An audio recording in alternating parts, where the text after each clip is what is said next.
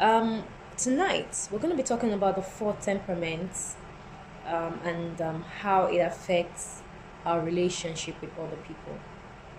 So if you've been dealing with maybe people who you can't just tolerate, or maybe you just don't want to be around them, or maybe there are certain traits that different people show to you that you feel you cannot handle, or you can't be around that kind of energy, you probably need to know more on the four different types of temperaments to help you be more patient with people and understand where people are coming from when they do certain things that they do. So knowing the four types of temperament is actually very important for every individual, for us all to know. It's a good thing to know the four types of temperaments that we have. Without further ado, let's get right into this video. So guys,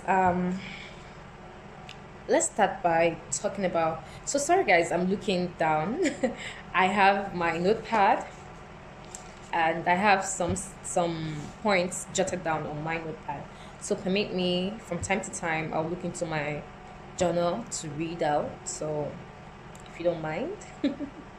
I know you love my smile, right? I love my smile too. Come on, girl, get into it.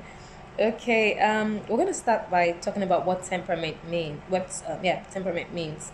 So, in a layman's language, temperament refers to a person's nature, the nature of a person. Temperament. Okay, and this nature could permanently affect their behavior.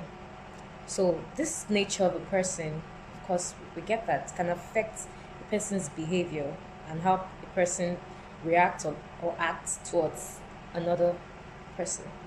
So it is important to know the four temperaments and also to know where you fall in so you would understand yourself better. I find that in our society today, or with each other, or personally, a lot of people don't know themselves, and so they don't really fulfill as much as they should because they don't have the knowledge of themselves. You can't want to know somebody else if you don't know yourself first. So before you understand a person, take for instance your partner, or maybe you're in a relationship or in a marriage, before you understand your partner, you first have to understand yourself and know yourself. Like the word said, know thyself. It is very important. Knowing that thyself has to do with self love, knowing your capabilities, knowing your strengths and your weaknesses, and never focusing on your weaknesses but focusing on your strengths, because that is what everyone should do. You should never focus on your weaknesses. Look at your strengths and then focus on them. So knowing thyself is very important. Apart from your strengths and weaknesses, it will help you understand yourself better, why you act the way you act, why you do the things you do. So apart from all the things I'm going to say here on this video, I would advise you to do your own research. If you don't know yourself yet, I would advise you to go into a self journey. Discover who you are. Know yourself. Lock yourself in the room for days. That's if you don't resume at an office. Like for some of us that are in the entrepreneurs, you know, or work from home or something like that. But yeah, so if you work from home or you're an entrepreneur, your own boss, you can resume at any time. I would advise you to take time off. Ask God, pray to the Creator to open your eyes to know who you are. You could check your date of birth, study about temperaments, know where your temperament falls in, and then you can take it up from there and then ask God to show you. And then look at some behavioral patterns that you exhibit, or some things, and just get to know who you are, know thyself, so that you can know other people better. My cup runs over. If I am not okay in myself, I cannot pour onto others. So you need to know yourself before you know others. So that being said, let's get right into this video. So guys, we already, I think we've gotten into the video already. Sorry guys.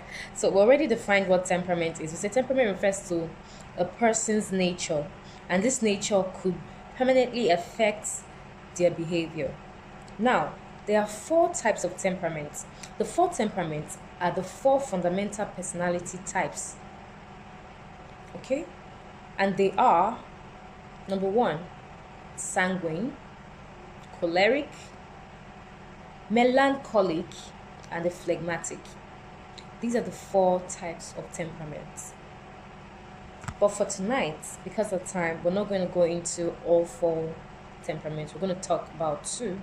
And then next time, we're going to complete the other two, you know, um, so that we're not taking so much time in the video. So for tonight, we're going to talk about the choleric and the phlegmatic temperaments.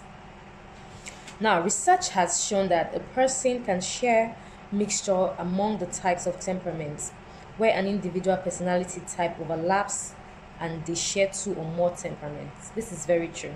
A person could be choleric and at the same time have a bit of a phlegmatic personality in their character.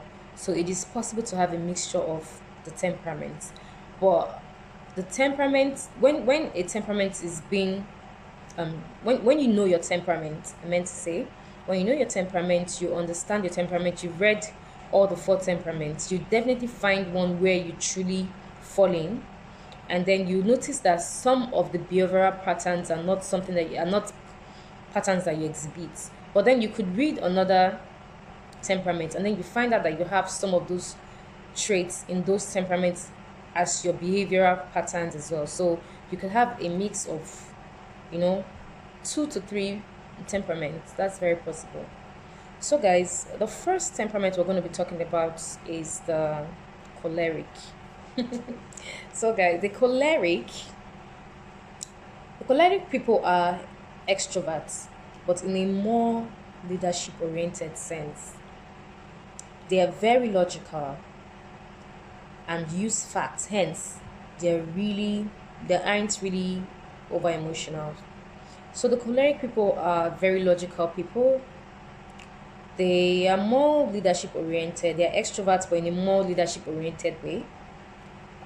They use facts. They are not. They don't make the decision based on emotions. They are very logical people, and they're not necessarily emotional. Yeah, I said that before. They are quick to think. They're quick thinkers, and they are very competitive in nature. They are independent and they easily get angry and they are prideful. So if you find out that some of your behavioral patterns follow this trend, then you could be a choleric. But let's not judge. Let me go more into the explanation. Then you'd decide, or you would now be sure that you are a choleric or not. So their words are commanding and ordering, even if they are trying to be friendly. So I used to have this friend. Like, there's no way that she would want to tell you something that she won't shout. And then sometimes I feel like maybe she's angry, or I feel like maybe something is pissing her off, or maybe I had done something to hurt her. And then she'll just go like, oh, please, can you? And I'm like, and someone like me, I'm not so used to what's it called? What's the word? Rashness and hard speaking, and things like that. So at first, when we just became friends, I had a problem with that, because I'm like, "Oh, you don't boss me around. Are you serious?" Like, I'm like, you don't boss me around. Who do you think you are? Like, if you want to talk to me, add please, or talk to me with some respect. Don't talk to me like that. We had that issue until I started studying the different types of temperament, and I understood that that's how she is. And honestly, she doesn't mean it. And she'll be like, oh, I didn't mean it that way. I didn't mean it that way. But I'm like, then learn manners or something. But she honestly doesn't mean it that way. So there are people like that, actually, that, they talk really loud. They're naturally loud and very controlling and commanding. But truly and really, they are not really wanting to command or control you. I don't know. They don't really mean it in that sense. You get me? Okay, so let's continue reading. Their words are commanding and ordering, even if they are trying to be friendly. This type of people do not like to be criticized or opposed. They are highly confrontational, domineering to those they consider a threat or those who criticize them. They are very sociable. They are very expressive. They say their opinion directly without considering the feelings of others. So, if you're very, very competitive, yeah, sometimes competition could be in a bad and a good form. That's not what we're talking about today, but it is possible. Yeah. Not everybody competes for negativity. Like in a workplace, it might not be too healthy to compete, but a lot of offices or companies make their staff compete, and sometimes those competitions are not good, but sometimes it makes one to step up their game and all of that. So there are people who are naturally like that. They just want to be competitive, and you find out that people like that, they go far in life, not because competition is nice. Personally, I hate competition. I don't like competition. When everybody is doing it a certain way, I like to do the opposite way because I hate competing. But in an office or in an organization, you find people actually competing, and sometimes it's positive, and then you can achieve a lot of things with being competitive. I don't know how they do that, but that doesn't work for me because I don't like it. So there are people who are naturally competitive in nature. When you buy something, they want that same thing, or they want to buy it, or they want to outshine you, or they want to outdo you. There are people like that, but if only they can channel that energy into the right way and channel it in the right direction, I'm sure they will do a lot better for themselves instead of competing with, people. So there are people like that. Honestly, the choleric are very confrontational.